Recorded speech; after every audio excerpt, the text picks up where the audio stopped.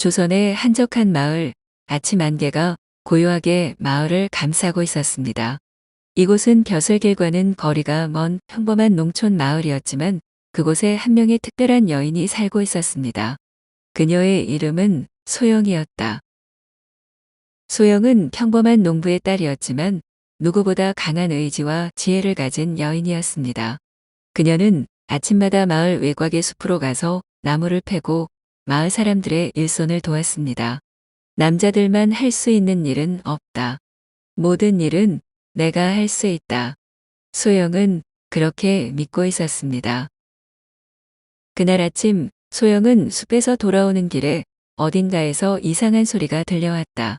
소리의 근원지를 따라가자 마을의 끝자락에 있는 작은 다리 밑에서 흙더미에 묻혀있는 한 남자를 발견했습니다. 그는 의식이 없는 상태였고 얼굴은 푸르스름하게 질려 있었습니다. 소영은 망설임 없이 남자를 집으로 데려와서 치료를 시작했습니다. 그의 몸에 상처가 깊었고 무언가 큰 충격을 받았다는 흔적이 역력했습니다. 이 사람은 대체 누구일까? 그리고 왜 이런 상태로 여기에?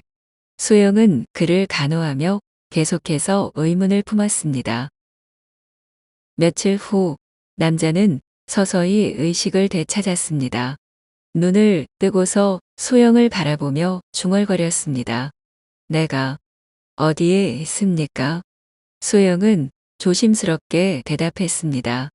여기는 마을입니다. 당신은 숲에서 발견되었어요. 남자는 고통스러운 표정을 지으며 말했습니다.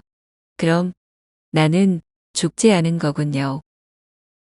남자는 그 후로 조금씩 자신을 회복하며 과거의 이야기를 털어놓기 시작했습니다.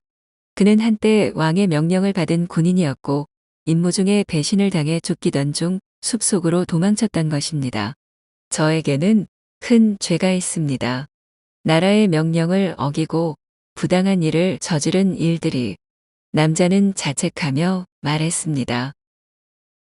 소영은 남자의 이야기를 들으며 깊은 고민에 빠졌습니다.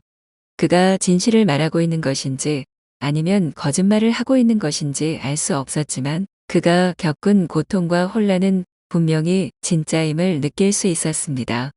그의 이야기가 진실이라면 이 사람은 단순한 범죄자가 아니라 더 큰 사연이 있는 사람일 수 있다. 하지만 소영의 도움을 받던 남자가 마을 사람들에게 알려지자 사람들은 그를 경계하기 시작했습니다. 군인 출신이라면 그 사람은 혹시 왕의 명령을 어긴 자일 수 있다.